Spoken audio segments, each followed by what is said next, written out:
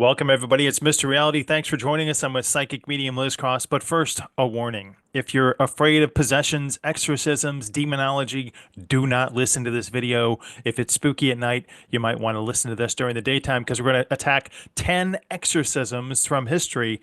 Are you ready, Liz? Oh my God. I've got my sage ready to burn. Yes. Okay, let's go. All right, the first one is a 16-year-old Puritan servant girl allegedly possessed by Satan in 1671 in colonial Massachusetts. And I wondered if we could bring out Elizabeth Knapp and maybe the minister Samuel Willard, who tried to do an exorcism on her or talked about it, and find out what the truth was behind that possession. Oh my God. Okay. I have her here. So was she really spiritually possessed or just acting out of some type of fidgetiness? Were you really spiritually possessed? No, she was very unwell. Maybe like She, a Mhm. have her tell us what was wrong with her? What was wrong with you? She had seizures, she had convulsions, she had brain damage.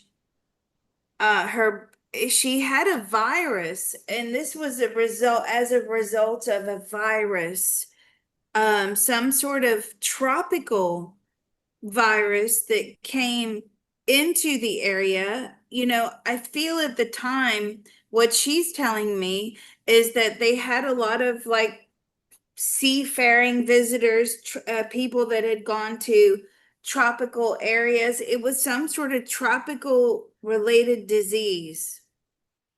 Does she feel that Samuel Willard took advantage of her condition?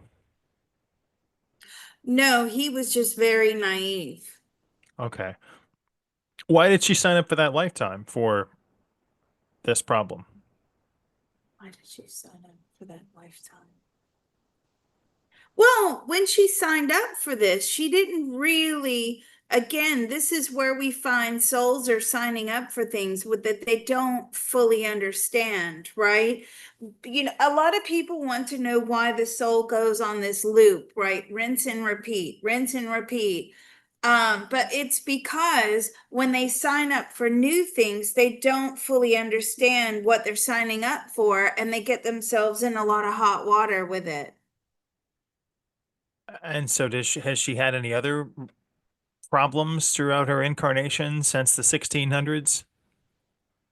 Yeah, she's always plagued by illness, and it's always some sort of unusual or a rare illness or disease. She really pushes science now to its limits, and doctors, it's always something exceptionally rare. And it always has something to do with the neurological system. Why? Why keep doing that? Why keep doing that? Well, now it's what she knows, right? But is this a loop that you are unable to get out of, break free from? I mean, in a way, yeah.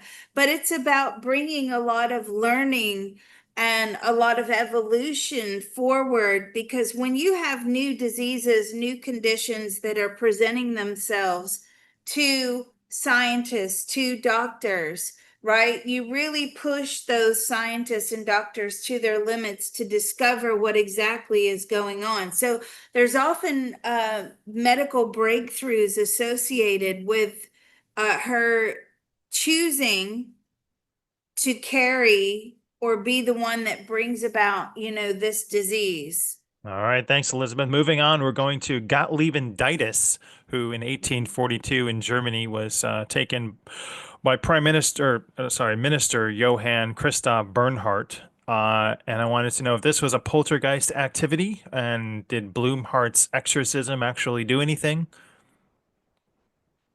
Was this where so were you possessed? Now this one, yeah, he was possessed by demons. Well, really? Did she invite these Mm. demons into her life plan, or is it something that just happened? I'm sorry, it's a she.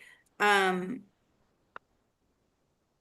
they're not really bringing themselves forward. They're staying behind like a sheet or a veil. Were these ancestral spirits, demonic or elementals? No, she was messing around with things like the Ouija board, right? I don't know if we had that She back was then, but calling something weird. spirits in. Yeah, she was calling spirits in. Well, back in the day, before there was like the Ouija board, you would make, letters and you would put your finger on the glass or whatever it was, and you would move and you would call in spirits and you would have little fires and things like that. Yeah. So you called in spirits. Yeah. And she asked them to almost like do a trance mediumship, which is this is why right here, this is why I always say trance mediumship is dangerous. Okay, you heard it from Liz.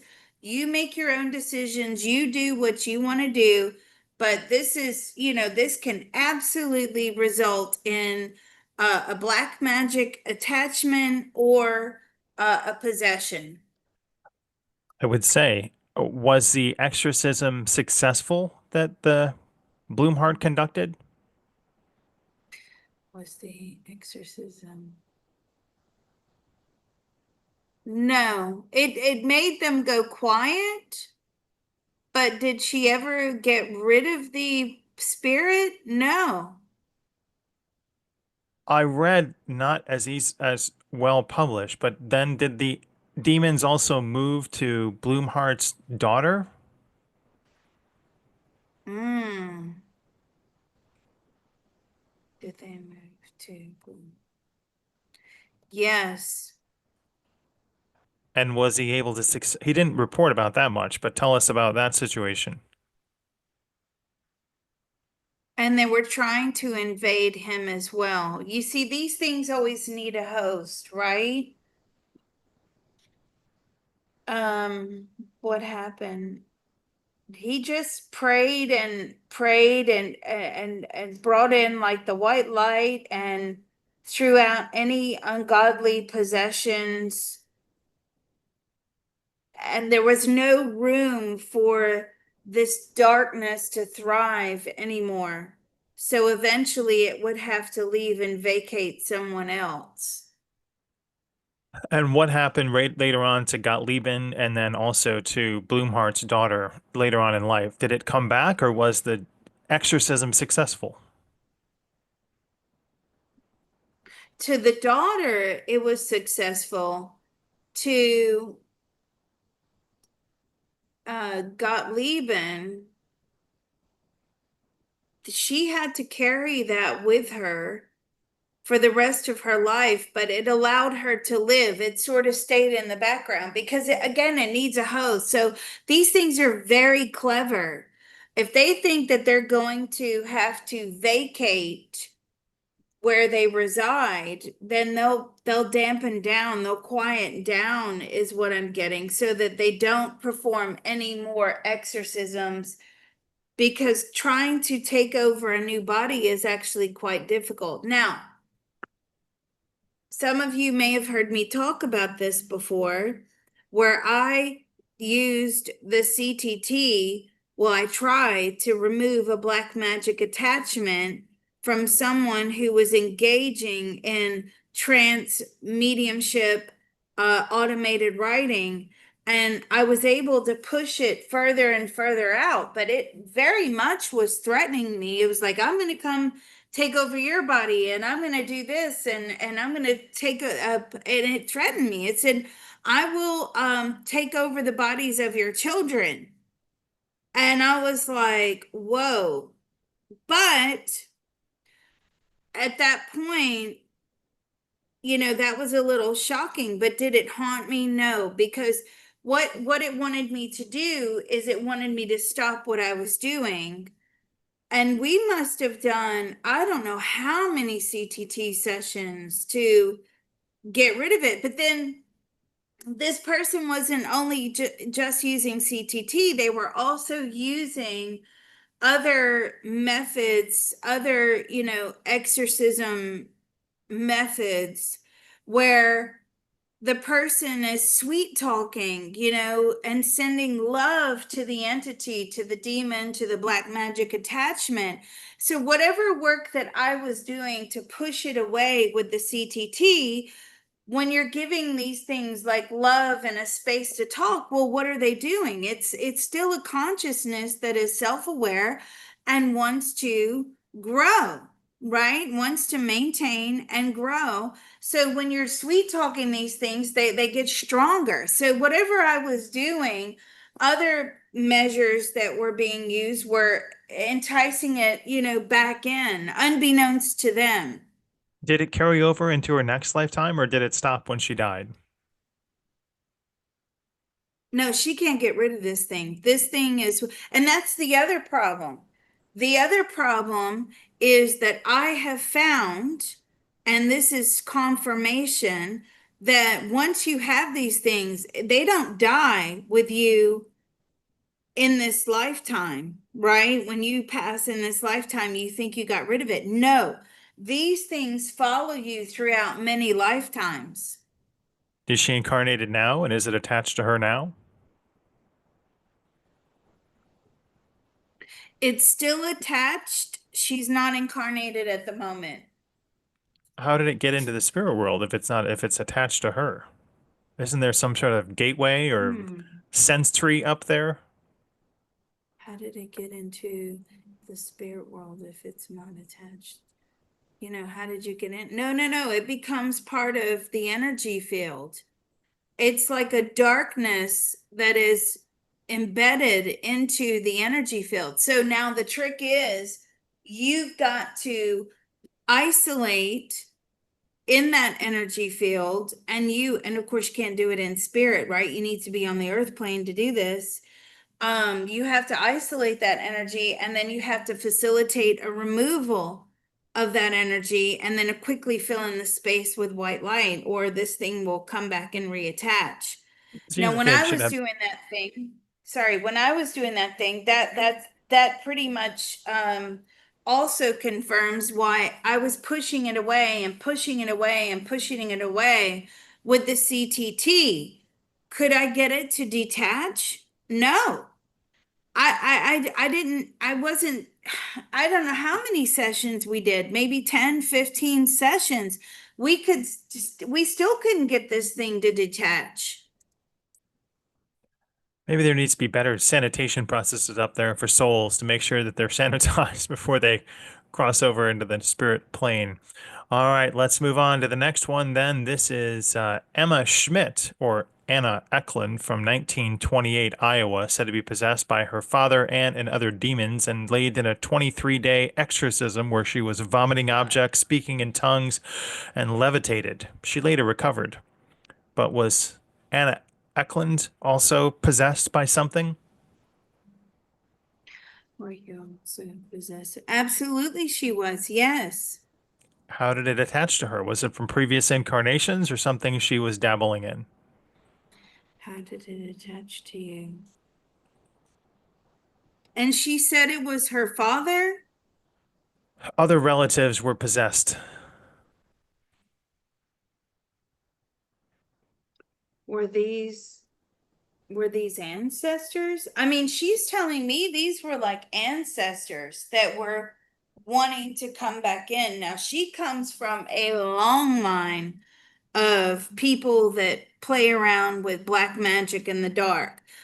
She didn't know that, but this is like way back. And this black magic and playing with the dark, voodoo, all of that stuff, it's like, you have to do lineage clearing when you do energy healing as well.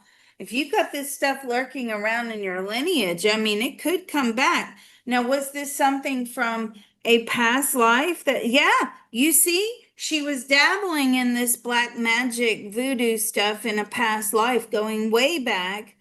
And this was the karmic payback in this lifetime. And how did it find her again? Was it just always in her energy field? Or was it her father's alcoholism that allowed it to come in? Is it the father's Alcoholism. I mean, she believes it was the alcoholism that allowed it to come in because there was a lot of darkness in the home. I mean, a lot of darkness, like, sexual abuse and everything. So, a lot of physical violence as well. A lot of maltreatment of animals also. Her father was insanely cruel. Did she have moments of lucidity when she was possessed, and what percentage of her was possessed at that time? Did she have moments of lucidity? No, no, she was fully possessed. She was that being. What percentage? Oh, about 99%, she says. What was helpful in the exorcisms and what was not? Because some of them worked and some of them didn't, but it kept coming back. It really is down to the belief system of the person conducting the exorcism, whether they believe that they're more powerful than the being and that they can actually get rid of the being. Because what they're doing is they're removing that energy, right? They're removing it. But what sort of things are you using to? I mean, they're bringing down like the God light, Christ light, and they're using that light to fight the dark. And they believe that they are that powerful to do so. Yes. And is she incarnated now or is she not? No.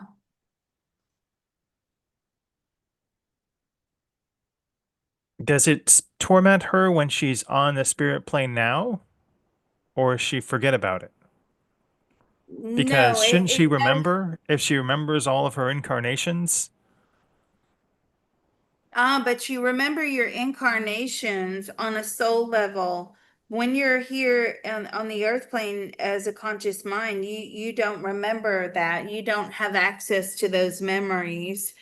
Yes, it does still plague her when she's here on the earth plane. It does try to come back and repossess. I mean, my advice would be to really clear out this lineage because whatever this black magic stuff is that they're doing or they did way back in the day, that created these entity attachments.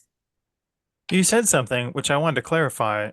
The souls that we're talking to don't remember their earthly incarnations unless we remind them right now in this interview. Ooh. Do you remember your earthly? I mean, they have a catalog of them, but they're just a catalog, right? So it's like having When a we book on the shelf that you don't read unless Liz Cross and Mr. oh, Reality ask you about that book on the shelf. kind of, yeah. I mean, because there's so many lifetimes, thousands of lifetimes, whether you were plants or insects, whatever. And as we're asking for this, personality to step forward, then they have to morph into whatever it is we're requesting, that version of themselves. But pretty much it's just like a catalog. So does Anna Ecklund we're talking to now know, or did she know that she had a past incarnation dabbling in the occult and that that's what created the energy attachment? Or does she only know because we asked her about it and now she knows? Are we providing insight to the spirit world that the spirit world can't give? Because I say this is the most important show on the earth plane and in the spirit world, and they should all be listening. Yeah, we need to have like a broadcast up in spirit, right? Oh, Liz and Mr. Reality are back on, a megaphone or, the old horn things, where they used to broadcast the radio from. Um, okay, so the question is, Was she only made where aware by us asking her to recount the origin of the obsession? were you only made aware by? No, she was aware, but it's one element or one aspect of herself, of her former self, in millions of aspects or fragments or whatever you want to categorize it as of their former selves, right? So it's just one, according to her, it's one small piece of the large soul puzzle.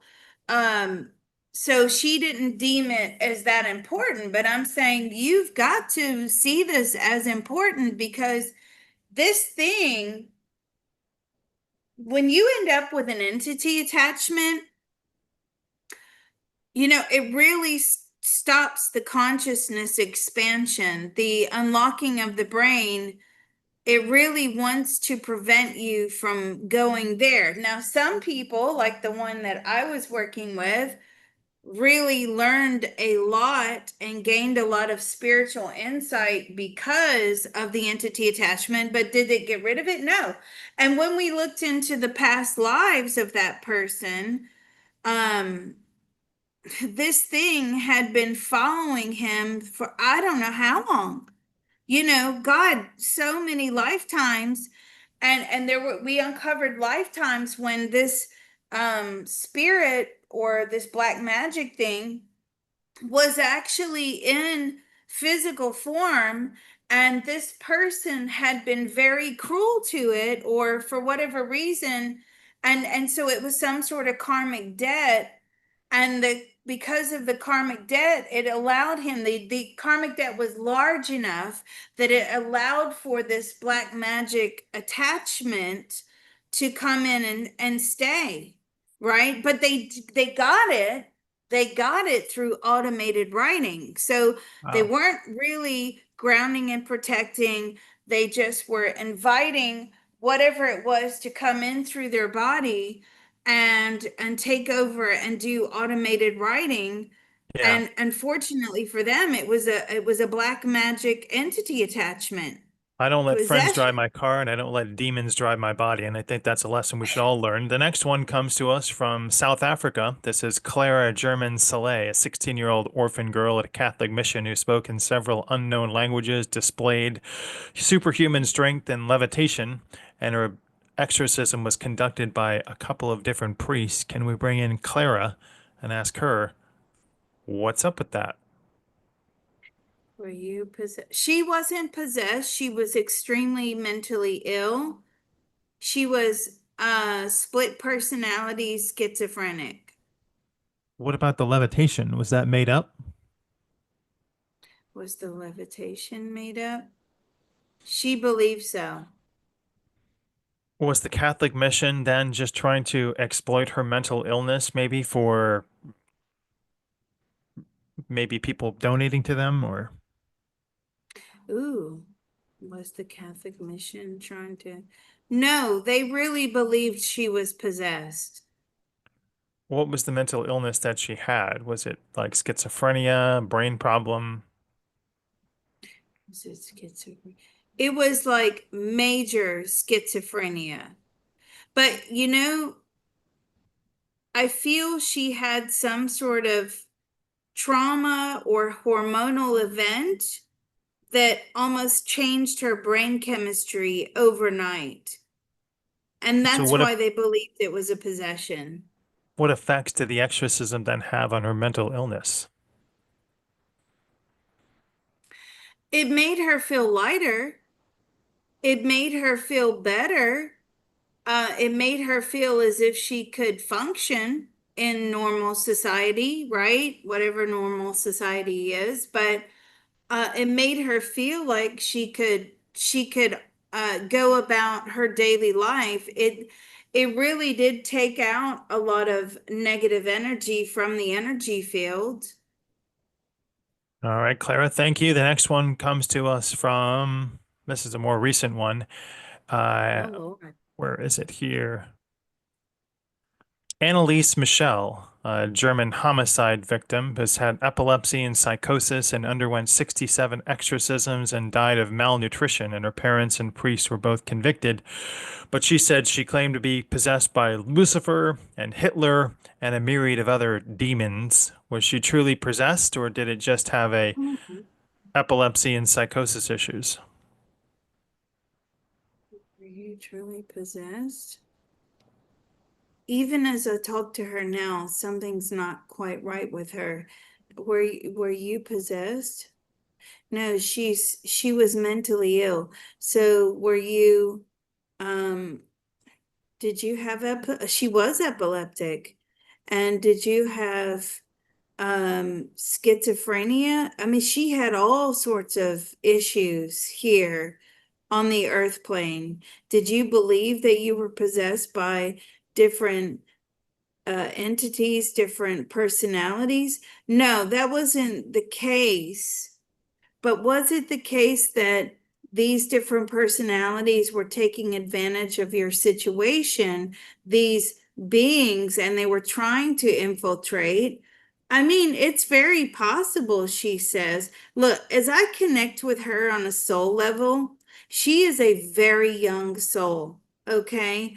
Very young, very naive soul, getting advice from the advisors up there, which we know because we did a whole thing on it a They're while bird ago brains. that yeah, you're getting advice from spirits in the spirit world that have been given the job of advisors, but they most probably have never been humans before, so they They don't need to check have. resumes better up there. Yeah, it's not really Yeah, working they out. They need a do. better hiring agency.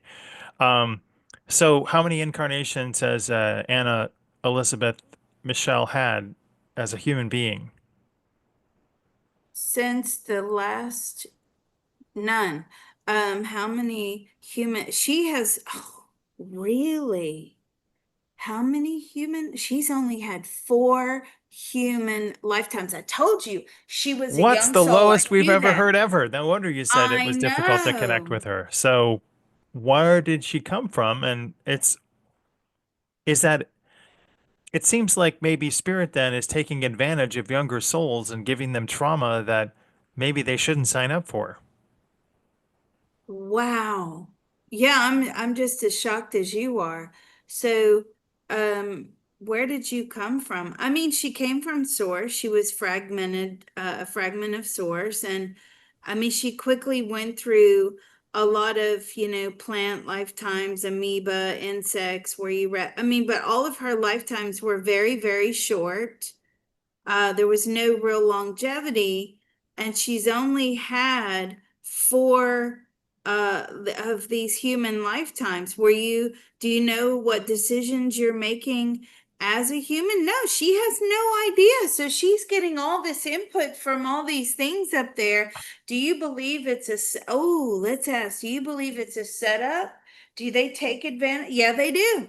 I mean, if you want to look at it in our 3D human terms, In they fact, I kind of do. do take advantage. What was she before she became a human? Her previous animal lifetime. Ooh, what were you before you became a human? An ape. What does she think about her human experiences so far? They're terrible. And she What, doesn't want to do these these lifetimes, right? So, wow. This is very typical of a young soul. Even though we've only come across this one having four lifetimes, when I go into past lives, a lot of these similar feelings and anxieties are, coming through here, which are the same as people that are in their, relatively new human lifetimes, even though it was thousands of years ago, thousands and thousands and thousands of years ago. So they're very confused. They're very misguided. They don't know what they want. They don't know who they are, what they're supposed to be. Their personalities are still being molded and shaped. They're trying to figure things out. And this, yeah, generally as we're talking to her, she's like, yeah, this was a very bad idea. And now I don't know what to do to get rid of all this mess because it wasn't resolved here on the earth plane. Now she's telling me when she comes back in her next lifetime, I mean, she's going to be quite autistic. Is there any agency on the other side that we could bring in for special counseling for Anneliese? Is there Maybe any Archangel agency? Michael, maybe Gabriel, any of the archangels to maybe help her a little bit better? Well, no, because they all have respect for the system, The right? system is This, broken. We have uncovered well, this from many, our many, many, many perspective, times. yeah, but from our perspective, it is broken, You right? can't have Yes, bird brains advising people on how to live their lifetime and think that the system is great. but it depends what the system is out to achieve. So from our I guess that's perspective, true. If but you from want the a FUBAR system's system, perspective, everything is working out perfectly. Taking us to London, England, Michael oh, Taylor underwent a exorcism after joining a Christian group, and then soon after he murdered his wife and his dog. And he claimed that he was didn't have all the demons removed. But I wondered if we could talk to, let's see if I have a picture of Michael Taylor here, the British killer. What's the picture here? I think he might still be alive too, because it was in 1974. Maybe he's dead. I don't know. Michael Taylor. He's 80, wow. apparently. And there he is there, probably before he was 80. So did he have something in him that was demonology? Or did he just not like his Mm. wife and dog? Oh, goodness me. So he believed he was possessed. Okay, Okay, so but we're this is talking to him more on of the a, earth plane. So can we talk to his soul and ask if he was really possessed? yeah, I was gonna say this is kind of like a mind probe, and if the mind probe believes that they were possessed, then it's what their own personal thoughts, feelings, and Hmm. opinions were. So yeah, you're right. We need to talk to his soul. He's madder than a box of frogs. Honestly, he's crazy. Never heard that one, but I will definitely let the frogs loose. Uh, right. So What's got him so angry? What's got peas in no, his pipe? no, I just made that one up. this a bee in his bonnet. I heard that, but I like peas in my pipe. Yeah. He's done this many lifetimes before. This was Murdered just his his dog turn. and wife, or had demons? Murdered his wife. So why did he say it was a demon possession? He really believes that. He really believes it's a demon possession with his earthly body and conscious mind here. But what actually is it? It's schizophrenia, psychosis, right? The devil made me do it. Um, yeah. Yeah, I mean, he clearly is not mentally well. Now let me pull her in. Ray and Christine, that 'Cause- was my next thought. Let's ask yeah. Christine what was going on there with the relationship. And if they've had incarnations before and why she would stay in this insane relationship. So you had an yeah, they've had loads of incarnations, right? This is something he does. He has killed her, I don't know how many lifetimes before. Maybe And don't stick around. I don't know. yeah, she could never Counseling, get Mr. away from Reality, him. and psychic medium Liz Cross to the afterlife. We can sit Oh there my all day. God. His occupation was a butcher? Oh Oh yeah. no. Why did Uh, Christine what brought this murder to a head? Christine. he was extremely abusive. He was extremely violent. It was a very domestic violence relationship. He was always beating her, always trying to kill her, strangled her. She loved the dog, right? So that was another way to get back at her. Um, and he actually thought that she was possessed, right? That she was evil, and that's why he was trying to kill her. But you see, was he hearing? But he was hearing voices like that she was evil and she was this and she was that. And I'm saying, but were you able? I mean, obviously you weren't able to get away from him, but did you tell anyone that this was going on? Yes, she told loads of people. But back then, domestic violence was just commonplace, right? I mean, men hit their wives and people, it was just acceptable. The police weren't going to do anything. They turned a blind eye to it. Is She tried to tell people that he was crazy and that he would say all these things, but also she started to feel convinced because it was such a frequent occurrence that she really was possessed. Like, you know, because he was trying to perform exorcisms on her. And she really started to believe. She had such a victim mentality that she really started to believe him. She was warped by his abuse that she was possessed and maybe he was doing her a favor. I mean, exorcism nobody would gaslighting? help this. Wow. Yeah, nobody would help her. In the cosmic abacus of I murdered you, you murdered me, where do both of them stand in their relationships? And maybe it's time to find a new relationship. Yeah, you know what? As souls, we really have to stop doing this. Like it's abhorrent. And because she's saying to me, well, it's my turn to kill him in the next lifetime, and she Maybe will no. take the body. Maybe Yeah. no.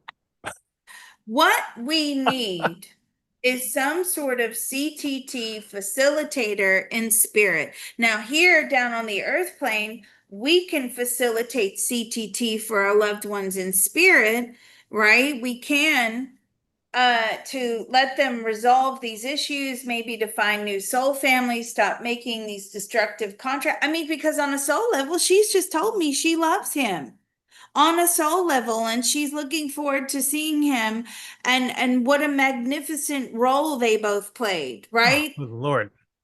I So know. this is a Father Malachi Martin who's in spirit, and I wondered if we could ask him if he could maybe go around and tell people in the spirit world, maybe, don't have bad lifetimes coming forward. Are you still Catholic in the afterlife? No. Or are you religious in the afterlife? No. So can you tell people in the spirit world that these possessions and all of this, he goes, it's nothing to do with me, Liz. They make their own decisions. I'm just out here trying to do good. My God. Well, he's no help for us then. All right. Thanks, Malachi Martin. Thanks, Michael Taylor and Christine. Please don't kill each other again. Next one comes to us from Pennsylvania in the 1970s and 80s. The Smurl family suffered decades of paranormal abuse, poltergeist attacks, sexual violations by entities, and physical torment. And Ed and Lorraine Warren performed several exorcisms, but the activity continued. So, what's up with the Smurl hauntings? Oh my God. Okay. Ooh, they had demons. They had were they possessed? Were they weren't possessed, but they were firmly like following these people around. I feel was it just attached to the home? So that where they were, wherever they were, their home or Right that here. land. Oh my God, that looks creepy anyway. Um It's like the Amityville house, you know? Good God. Can you look at that house and not get the creeps? Like I I would can't. paint it, probably. Oh, I'd burn some geez. sage. Was their house on a dimensional fault line? Someone asked. Was it dimension? It was on like a demon portal. Yeah. There was a portal underneath that house. Demon. Somebody opened that up a long time ago before they got there. Was And it they're Native still Americans that there. opened it up, or who opened it up? No, they were not Americans. They were natives. Yeah, I Natives. said This Native is this American, goes like Indians, which is not the correct term now, but right, but I mean, this was long before there was America. right. Native American This Indians is what I wondered about. yeah, so this portal was opened up a long time ago, thousands of years ago, and this portal has never been closed. And in fact, it's still there today. So I don't know who lives in this. Why would anybody ever live in that house? Oh my God. So, did the Smurl hauntings, did it carry over from them for any other incarnations? It's just because they live there. in this house, in this portal. God, did it ever carry over from any other incarnate? No, no, it was the area. I'm surprised they stayed so long. Jeez. So if they had moved, they'd be fine. And I don't know what's going on in that house now, but It's still the same. Maybe they just like the people that live there. Who knows? But uh would they have moved? Would they have been okay? I mean, yeah, relatively. They should have moved quickly. I had a friend once who, I swear to God, is my best friend. Unfortunately, she's passed, but she moved into an apartment in college, and the first night in the house, all these things were like tapping her on the shoulder, shouting her name, slamming doors. And like literally, she called us the next day and she moved out. See, that's what you have to do, I'd right? say good plan. Yeah. Yeah. Someone's here before me. So can we understand what these things are that come through on this dimensional plane? Are they ancient spirits? Are they elementals? Are they fragments from a different universe? Are they fragments? I'm laughing about my friend. That's a good memory. Are they fragments? I mean, they are fragments. They're fragments of consciousness. They're fragments of energy. They're beings. Some of them, I mean, obviously now they don't possess a soul or they don't have a soul quality to them. But prior to that, some of them had souls and they're just like this consciousness is stuck. And I think we got that just recently before, and this is a confirmation. It's like a sticking of the consciousness. Does it feed on sexual energy or saying its name or like religious energy or even maybe the exorcisms? Does it feed on that awareness? Does it feed on sexual energy? Well, it's trying when it, okay, so I've heard of that before where beings have, touched people sexually. I've actually heard of that quite a lot, when I've dealt with this kind of scenario.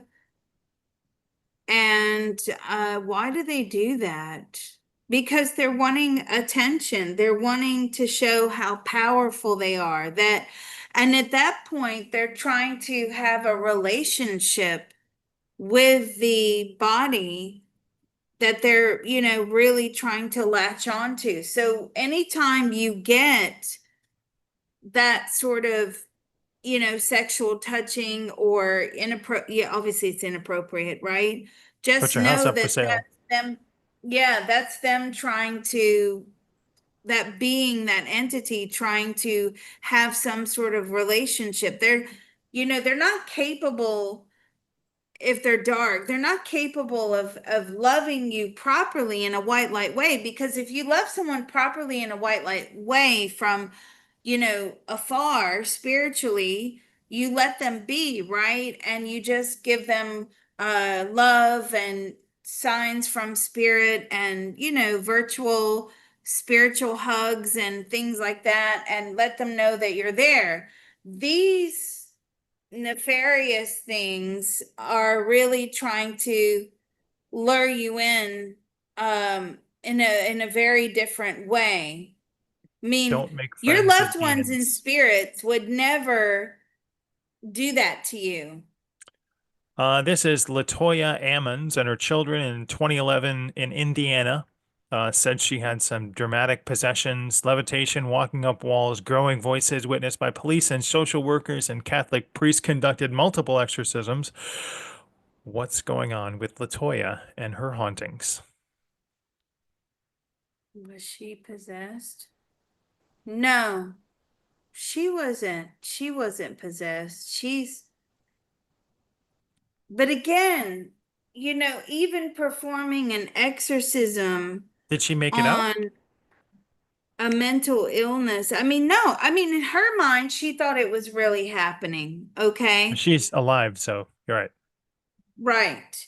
But even performing, okay, so, mental issues, it's still dark energy, right? Mm. So if you have like split personality disorder, schizophrenia, mental illnesses, you're hearing voices, you're got extreme paranoia. I mean, the most generic, basic thing that I can say or I'm getting from spirit is it carries a lot of dark energy in those things, right? So even again, even if you're performing an exorcism, it's releasing a lot of that darkness. So it's relieving the problem. Hmm. All right. Well, we're going to move on to Roland Hunkeler, who is the actual origin for The Exorcist. You know, it was a girl in the movie, but here's the original person behind The Exorcist who became possessed after using a Ouija board following his aunt's death. And then, well, look what happened. Lived a private life as a NASA engineer, but I wondered if we could bring in Roland Doe, aka Roland Hunkler, and ask him, did you have any prior demon relationships, or did the Ouija board open it up? Mm, Roland Doe. Did you have any? No, no. Was this from playing? Yeah, yeah, this is from the Ouija board. Yeah. See, this is what happens when you don't ground and protect yourself. I don't care if you're swinging your pendulum, you're doing remote viewing, you're doing tarot cards, you're meditating, whatever it is you're doing, when you're trying to connect with things outside of you and your physical body, you must ground and protect yourself.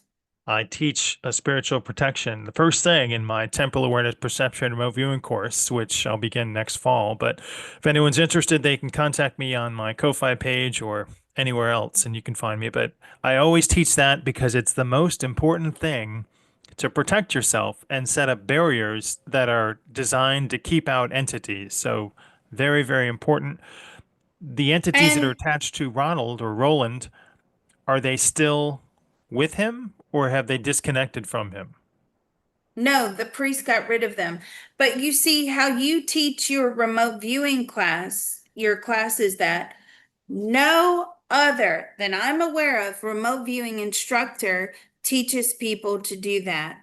They go straight in. So if you're connecting to a target, that maybe it could just seem like a benign target, but you don't know what's taking place, just like that house with the portal underneath it, right? Right. Yeah. Oh, we're just going to look at a target of a house. Well, you start blazing in there remote viewing style, and you're connecting with something that has a portal maybe hanging around there somewhere. You're toast, right? People don't understand that. You have to ground and protect, and you, Mr. Reality, are the only remote viewing instructor that I know that does that out of all Thank the you very remote viewing much. instructors out there.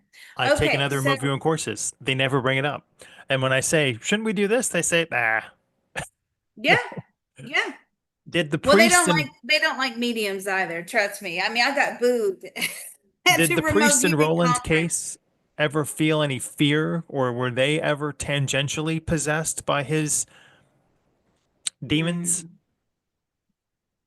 No, they saw this thing leave. They saw it leave for sure.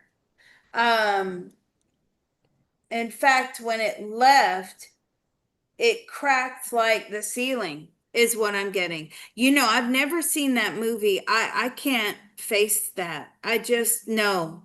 I've never seen it. So, but if this is who it was based on, he's saying it is, there was a big crack in the ceiling when this thing left. The priests, what did they do specifically that other priests hadn't done in this exorcism? Again, it's this firm belief that the light is more powerful than the dark, and that the priest was very powerful. Did he have this idea to be possessed before he came down into the earth plane and have it leave? Ooh, did you schedule this into your? No. Oh my God, that was such a good question. So No. something happened that wasn't planned. Liz always says it's Yes. 100% planned, but we found an anomaly in the Matrix. Yeah, but this isn't the anomaly that you want, right? Yeah, you're right. That's why I'm like, oh my God, we finally found it. This was not planned. Now, the priest was the performing the exorcism just in general to whoever needed it. That was planned on a soul level, but again, the priest had on his soul, he had the information and the knowledge that he didn't know he was going to come across. Oh my God, I can't believe it. Wow. And Ronald went on to Now, work if on the only. NASA Apollo mission. And so, Oh, what is his legacy that he would like us to remember about him? Would you like us to remember that he was in NASA or in the founding character for the Exorcist movie? oh my God. And look at him, so handsome. Um, what would you like to be remembered for? He wants to be remembered for that because the Ouija board, he said, is not a toy. This stuff is evil and it's real. So let's ask the priest. You knew that you were going to facilitate exorcisms, but you didn't know that was not, I mean, the ability to facilitate them was contracted in, but you had no soul contracts whatsoever. No, no, he didn't. He had no and he performed many exorcisms, by the way. Many. Were they all successful? Mostly. Yes. Yes, he was very good. Are you going to do that again? Oh yeah, yeah. He's doing this again in the next lifetime. He will continue to do that because he does not want the dark to win. He doesn't want the dark to take over souls here on the earth plane. So is that basically what happens when with a possession, because the dark are always wanting to take over our souls. That's what everybody wants. The aliens want, the dark ones. That's why the aliens are dark. I don't care what you say. But they are. Some people are like, but Liz, there's some good ones. Okay. Um, but that they always want to take over the soul. So is this the way that they take over the soul? Yes, they cannot own the soul, but they can they take over the soul? I mean, the soul is like firmly in the body, but by taking over the body, does that mean they're taking over the soul? No, they just take over the body. The soul is unscathed as far as like being able to take possession of the soul. Mm. All right. I can we ask maybe the Father Albert Hughes to talk to Malachi Martin and maybe see if we could have them work over there. Just lastly, since you brought it up, Liz, these are the creators of the Ouija board, and I wonder if they're possessed. Were they possessed by demons when they made it up?